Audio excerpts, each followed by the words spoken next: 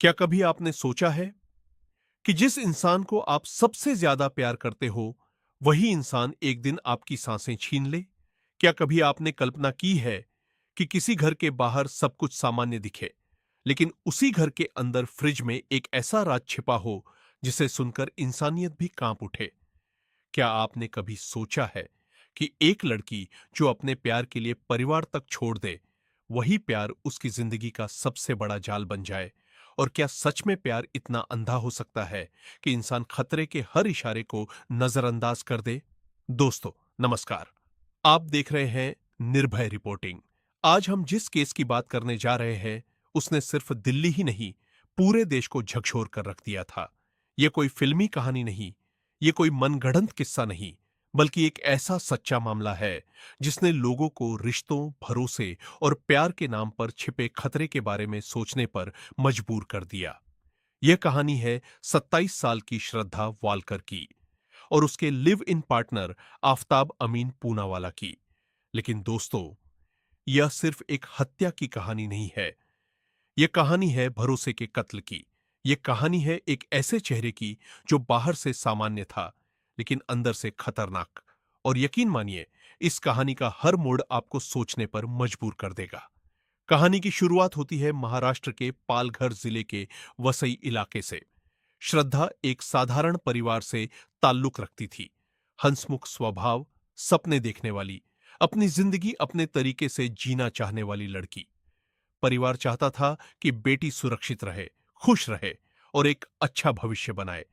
लेकिन जिंदगी हर किसी के लिए सीधी राह नहीं चुनती। इसी दौरान श्रद्धा की जिंदगी में एक ऐसा दौर आया जिसने उसे अंदर से कमजोर कर दिया। मां के गुजर जाने के बाद वह भावनात्मक रूप से टूट चुकी थी। अकेलापन बढ़ रहा था, सहारे की तलाश बढ़ रही थी। और यही वो समय था जब उसकी मुलाकात हुई आफताब से। आफताब भी उसी इलाके का रहने वाला था। बातचीत शुरू हुई, दोस्ती हुई, फिर धीरे धीरे रिश्ता प्यार में बदल गया। शुरुआत में सब कुछ सामान्य लगा। फोन पर लंबी बातें, सपने, साथ जीने मरने की कस्में, एक दूसरे के बिना अधूरा महसूस करना। लेकिन दोस्तों, कई बार रिश्ते की शुरुआत जितनी खूबसूरत दिखती है, उसका अंत उतना ही खतरनाक हो सकता है। समय बीतता गया, दोनों का रिश्ता गहरा होता गया। श्रद्धा ने आफताब पर भरोसा करना शुरू कर दिया। इतना भरोसा कि उसने परिवार की बातों को भी नजरअंदाज करना शुरू कर दिया। जब घरवालों को इस रिश्ते के बारे में पता चला, तो उन्होंने आपत्ति जताई। कारण कई थे। परिवार को इस रिश्ते में स्थिरता नहीं दिख रही थी। उन्हें आफताब के व्यवहार पर भरोसा नहीं था। लेकिन प्यार में पड़े इंसान को चेतावनी कम और वादे ज्यादा सुनाई देते हैं। श्रद्धा ने घरवालों की बात नहीं मानी और आफताब के साथ रहने का फैसला कर लिया। दोस्तों, यहीं से कहानी बदलनी शुरू होती है। जब कोई इंसान अपने परिवार, दोस्तों और पुराने सहारों से दूर हो जाता है, तब वह पूरी तरह एक व्यक्ति पर निर्भर होने लगता है।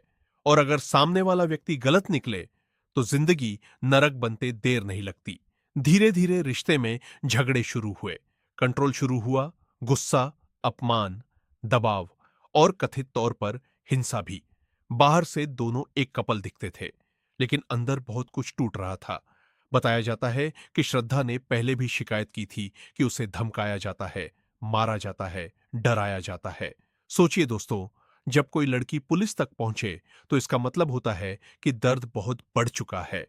लेकिन कई बार भावनात्मक दबाव, डर और सब ठीक हो जाएगा जैसी उम्मीद इंसान को वापस उसी आग में धकेल देती है। ऐसा ही कुछ यहां भी हुआ। कुछ समय बाद दोनों दिल्ली आ गए।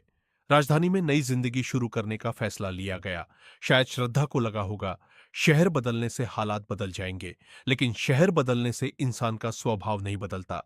मेहरौली इलाके में एक फ्लैट लिया गया। बाहर से यह एक आम किराए का घर था, लेकिन कुछ महीनों बाद यही फ्लैट पूरे देश की सुर्खियां बनने वाला था। दोस्तों, अब कहानी उस मोड़ पर पहुंच रही है जहां हर मिनट डरावना है। मई 2022। बताया जाता है कि दोनों के बीच झगड़े बढ़ चुके थे। पैसों की परेशानी, शादी को लेकर तनाव, आपसी मनमुटाव और रिश्ते में लगातार दरार। उस दिन भी बहस हुई। बहस इतनी बढ़ी कि गुस्सा नियंत्रण से बाहर हो गया और फिर जो हुआ, उसने इंसानियत को शर्मसार कर दिया। आरोप है कि आफताब ने श्रद्धा की हत्या कर दी। एक लड़की जिसने अपना परिवार छोड़ा, भरोसा किया, साथ चुना, उसी इंसान के हाथों जिंदगी हार गई। लेकिन दोस्तों, इस केस का सबसे खौफनाक हिस्सा हत्या नहीं था। असल डरावनी कहानी तो हत्या के बाद शुरू हुई। सोचिए, अगर कोई इंसान हत्या के बाद घबरा भी ना जाए, अगर उसके चेहरे पर डर ना हो, अगर वह ऐसे व्यवहार करे जैसे कुछ हुआ ही नहीं, तो वह मानसिकता कितनी भयावह होगी।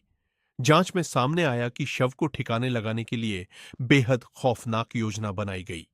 शरीर के टुकड़े किए गए, उन्हें छिपाने की कोशिश हुई, सबूत मिटाने की कोशिश हुई और कई दिनों तक सामान्य जिंदगी जीने का नाटक किया गया। दोस्तों, यहां रुककर एक सवाल बनता है, क्या कोई सामान्य इंसान ऐसा कर सकता है? या फिर कुछ लोग चेहरे से सामान्य लेकिन सोच से बेहद खतरनाक होते हैं? बताया गया कि एक बड़ा फ्रिज खरीदा गया ताकि शरीर के हिस्सों को छिपाया जा सके। रात के समय बाहर निकलना, अलग अलग जगहों पर अवशेष फेंकना और दिन में ऐसे रहना जैसे कुछ हुआ ही ना हो। यह सब सुनकर पूरा देश दहल गया था। लेकिन कहानी अभी खत्म नहीं हुई थी। सबसे चौंकाने वाली बात यह थी कि श्रद्धा के परिवार और दोस्तों को शक न हो, इसलिए सोशल मीडिया और मैसेजिंग अकाउंट्स का इस्तेमाल जारी रखा गया। मतलब, इंसान जा चुका था, लेकिन दुनिया को दिखाया जा रहा था कि सब सामान्य है। दोस्तों, अपराधी अक्सर एक गलती करता है। वह सोचता है वह सबसे ज्यादा चालाक है, लेकिन सच देर से सही सामने आता जरूर है।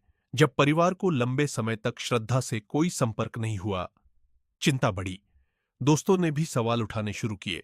फिर पुलिस तक बात पहुंची। जांच शुरू हुई। शुरुआत में बयान अलग थे, बातें अलग थीं, कहानी अलग थी। लेकिन जब टेक्निकल जांच हुई, लोकेशन देखी गई, कॉल रिकॉर्ड देखे गए, परिस्थितियां देखी गई, तो कहानी की परतें खुलने लगी। फिर वो दिन आया जब पुलिस ने सख्ती से पूछताछ की और कहा जाता है कि सच सामने आने लगा। देश भर की मीडिया में खबर फैल गई। हर चैनल पर एक ही सवाल था, क्या कोई इंसान इतना बेरहम हो सकता है? मेहरौली का वह फ्लैट पुलिस जांच का केंद्र बन गया। फॉरेंसिक टीम पहुंची, सैंपल ली गए, साक्ष्य जुटाए गए, जंगलों में तलाश शुरू हुई। जहां जहां शक था, वहां खोजबीन हुई। दोस्तों, जब किसी परिवार को यह पता चले कि उनकी बेटी अब लौट कर नहीं आएगी और उसके साथ ऐसा हुआ, उस दर्द को शब्दों में बयान करना संभव नहीं। श्रद्धा के पिता न्याय की लड़ाई में सामने आए। पूरा देश इस केस को देख रहा था। लोगों ने रिश्तों में हिंसा, कंट्रोल और मानसिक उत्पीड़न पर खुलकर बात करनी शुरू की, क्योंकि कई बार अपराध अचानक नहीं होता। उससे पहले संकेत आते हैं, बार बार गुस्सा, मारपीट, धमकी, फोन चेक करना, अलग थलग करना, हर बात कंट्रोल करना, माफी मांगकर फिर वही दोहराना। ये सब लाल संकेत होते हैं, लेकिन लोग प्यार समझकर सहते रहते हैं। दोस्तों, यह केस सिर्फ अदालत का मामला नहीं था, यह समाज के लिए चेतावनी था। अगर कोई रिश्ता आपको डर दे, अगर कोई रिश्ता आपकी आजादी छीन ले, अगर कोई रिश्ता आपको अपनों से दूर कर दे, अगर कोई रिश्ता आपको तोड़ दे, तो वह प्यार नहीं, जाल है। जांच एजेंसियों ने सबूत जुटाए, कई लोगों के बयान लिए गए, तकनीकी और वैज्ञानिक आधार पर केस मजबूत किया गया। आज भी यह मामला लोगों के दिमाग में इसलिए जिंदा है क्योंकि इसने भरोसे की बुनियाद हिला दी। सोचिए दोस्तों, जिसे हम अपना सबसे करीब मानते हैं, अगर वही सबसे बड़ा खतरा बन जाए तो इंसान किस पर भरोसा करे? लेकिन इस कहानी से एक सीख भी मिलती है। कभी भी रिश्ते के नाम पर हिंसा सहना मजबूरी मत समझिए। अगर कोई आपको धमकाए, अगर कोई हाथ उठाए, अगर कोई कहे मेरे बिना तुम कुछ नहीं, अगर कोई आपको परिवार से काट दे, तो समय रहते आवाज उठाइए, क्योंकि कई बार देर बहुत महंगी पड़ जाती है।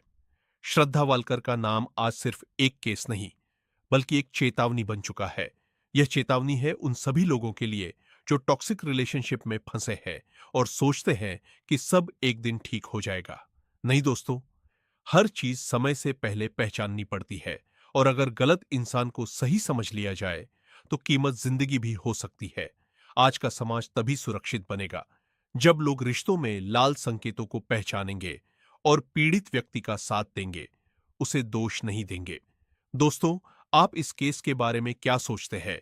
क्या ऐसे मामलों में कानून और भी सख्त होना चाहिए?